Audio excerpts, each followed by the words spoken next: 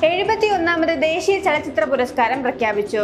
2023 sensor ചെയ്ത ചിത്രങ്ങളാണ് പുരസ്കാരത്തിനായി പരിഗണിക്കപ്പെട്ടത്. ബോളിവുഡ് താരങ്ങളായ ഷാറുഖ് ഖാനും വിക്രാന്ത് മാസി മികച്ച നടനുള്ള പുരസ്കാരം പങ്കിട്ടു. റാണി മുഖർജിയാണ് മികച്ച നടി. മിസസ് ചാറ്റർജി വേഴ്സസ് നോർവേ എന്ന ചിത്രത്തിലെ അഭിനയത്തിനാണ് പുരസ്കാരം. ജവാൻ എന്ന ചിത്രത്തിന് ഷാറൂഖിന് പുരസ്കാരം ലഭിച്ചു. 12th ഫെയിൽ എന്ന ചിത്രത്തിലെ അഭിനയത്തിന് വിക്രാന്ത് മാസിയെ മികച്ച നടനായി തിരഞ്ഞെടുത്തു. മലയാളത്തിന് 5 പുരസ്കാരങ്ങളാണ് ലഭിച്ചത്. ഉള്ളൊഴുക്കാണ് മികച്ച മലയാള ചിത്രം. ഉള്ളൊഴുക്കിലെ അഭിനയത്തിന് ഉർവശി മികച്ച സഹനടിയായി. പൂക്കാലം എന്ന ചിത്രത്തിലെ അഭിനയത്തിന് വിജയരാഘവൻ മികച്ച സഹനടനുള്ള പുരസ്കാരവും നേടി. മികച്ച എഡിറ്റർക്കുള്ള പുരസ്കാരത്തിന് പൂക്കാലം എന്ന ചിത്രത്തിലൂടെ മിഥുൻ മുരളി അർഹനായി. മികച്ച കലാസംവിധായകനുള്ള പുരസ്കാരം മോഹൻദാസിനാണ് ലഭിച്ചത്. നോൺ ഫീച്ചർ ഫിലിം വിഭാഗത്തിലെ പുരസ്കാരങ്ങൾ MK രാംദാസ് സംവിധാനം ചെയ്ത നേക്കൽ എന്ന ഡോക്യുമെന്ററിക്ക് ലഭിച്ചു.